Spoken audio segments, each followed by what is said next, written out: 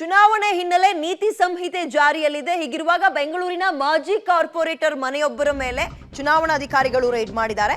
ಮಾಜಿ ಕಾರ್ಪೊರೇಟರ್ ರಾಮಚಂದ್ರ ಮನೆ ಮೇಲೆ ಚುನಾವಣಾಧಿಕಾರಿಗಳು ರೈಡ್ ಮಾಡಿದ್ದಾರೆ.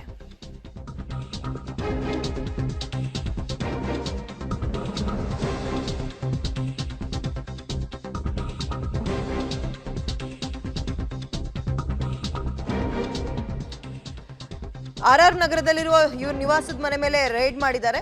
ರಾಮಚಂದ್ರ ಬಿಬಿಎಂಪಿಯ ಮಾಜಿ ಕಾರ್ಪೊರೇಟರ್ ಅಂದ್ರೆ ನಟಿ ಅಮೂಲ್ಯ ಇದ್ದಾರಲ್ಲ, ಸ್ಯಾಂಡಲ್ವುಡ್ನ ನಟಿ, ಅವರ ಮಾವ.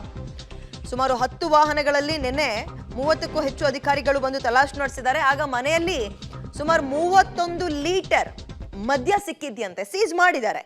ನಟಿ ಅಮೂಲ್ಯ ಅವರ ಮಾವ ಬಿಜೆಪಿ ಮುಖಂಡ ಕೂಡ ಹೌದು ರಾಮಚಂದ್ರ ಅವರು. ಬಟ್ ಅವ್ರು ಹೇಳ್ತಾ ಇರೋದು, ಕಾಂಗ್ರೆಸ್ ಇದೆಯಲ್ಲ ಇದು ಅಧಿಕಾರ ದುರುಪಯೋಗ ಪಡಿಸ್ಕೊಂಡು ದಾಳಿ ನಡೆಸಿದೆ ಅಂತ ಕಾಂಗ್ರೆಸ್ ವಿರುದ್ಧ ಬಿಜೆಪಿ ಮುಖಂಡ ರಾಮಚಂದ್ರ ಅವರು ವಾಗ್ದಾಳಿ ನಡೆಸಿದ್ದಾರೆ. ಯಾವುದೇ ಅಧಿಕಾರ ದುರುಪಯೋಗ ಪಡಿಸ್ಕೊಂಡ್ರು ಮನೆಯಲ್ಲಿ ಏನಿತ್ತು ಏನಿಲ್ಲ ಅಧಿಕಾರಿಗಳು ಗಮನಿಸ್ತಾರೆ.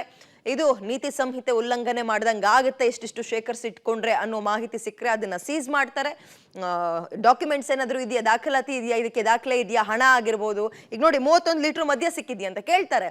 ಇಷ್ಟೊಂದು ಪ್ರಮಾಣದಲ್ಲಿ ಯಾಕೆ ಶೇಖರಿಸಿಟ್ಕೊಂಡಿದ್ರಿ, ಯಾರಿಗಾದ್ರೂ ಹಂಚ್ಲಿಕ್ಕ ಅಥವಾ ಮಗದಿಂದ ಮನೆ ಬಳಕೆಗೆ ಅಂದ್ರೆ ಹಬ್ಬ ಅಂದ್ರೆ 1 ರಿಂದ 2 ಲೀಟರ್, ಇಲ್ಲಿ 31 ಲೀಟರ್, ಇದೆಲ್ಲವನ್ನ ಕೇಳ್ತಾರೆ.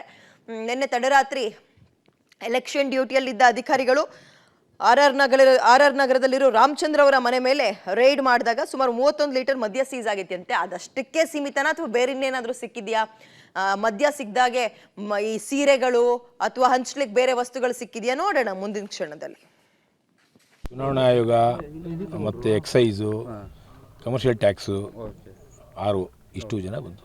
ಇವತ್ತು ದುಡ್ಡು ಹಂಚೋ ಕಾರ್ಯಕ್ರಮ ಇತ್ತು ಈ ವಾರ್ಡಲ್ಲಿ, ಕಾಂಗ್ರೆಸ್ದು ದುಡ್ಡು ಹಂಚೋ ಕಾರ್ಯಕ್ರಮ ಇತ್ತು. ಸೊ ನಾವಲ್ಲಿ ಅಡ್ಡ ಆಗ್ತೀವಿ ಅಂತೇಳಿ ಇಲ್ಲಿಗೆ ಬಂದು ನಮ್ಮನ್ನ ನಿಲ್ಲಿಸಿದ್ರೆ ಅಲ್ಲಿ ಕೊಡ್ಬೋದು ಅಂತೇಳಿ ಕೊಡ್ತಾಯಿದ್ದಾರೆ ಅಷ್ಟೇ. ಸರ್ ಏನಾಗಿದೆ, ಈ ಚುನಾವಣೆ ಈ ವಾರ್ಡಲ್ಲಿ ಕಳೆದ ಬಾರಿ 18,000 ಓಟ್ ಲೀಡ್ ಕೊಟ್ಟರು. ಸೊ ಈಗ MP ಎಲೆಕ್ಷನ್ನು ಮತ್ತೆ ಅದೇ ಮರುಕಳಿಸುತ್ತೆ ಅಂತೇಳಿ ಅವ್ರಿಗೆ ಅನಿಸಿದೆ ಅಂತ ಕಾಣುತ್ತೆ. ಸೊ ಅದಕ್ಕೋಸ್ಕರ ನಮ್ಮನ್ನ ಕಂಟ್ರೋಲ್ ಮಾಡೋಕ್ಕೋಸ್ಕರ ಇದನ್ನ ಮಾಡಿದ್ದಾರೆ ಅಂತ ಅನಿಸುತ್ತೆ.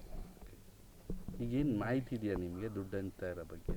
ಮಾಹಿತಿ ಇದೆ ಅಲ್ಲ, ನಾವು ದುಡ್ಡು ಹಂಚೋಕ್ಕೆ ಅಬ್ಜೆಕ್ಷನ್ ಮಾಡೋದೇ ಇಲ್ಲ. ಯಾಕೆಂದರೆ ಪಾಪ ಬಡವರು ದುಡ್ಡು ಇಸ್ಕೊಂಡ್ಲಿ, ನಾವೇನು ಬೇಡ ಅಂತ, ಯಾರಾದರೂ ಕೊಡಲಿ, ಇವರು ಕೊಡಲಿ, ಅವರು ಕೊಡಲಿ, ದುಡ್ಡು ಇಸ್ಕೊಂಡ್ಲಿ. ಅವ್ರ ಬಗ್ಗೆ ನಾವು ನಮ್ಮ ಹುಡುಗ ಕೇಳಿ ಯಾರು ನೆನ್ನೆ ಹೇಳಿದ್ರು ದುಡ್ಡು ಯಾರು ಹೋಗಲ್ಲ, ನಾವು ಯಾರಿಗಾರು ಕೊಡಲಿ, ಇಸ್ಕೊಂಡ್ಲಿ, ದುಡ್ಡು ಇಸ್ಕೊಂಡು ನಾವು ಅದಕ್ಕೆ ಅಬ್ಜೆಕ್ಷನೇ ಮಾಡಲ್ಲ.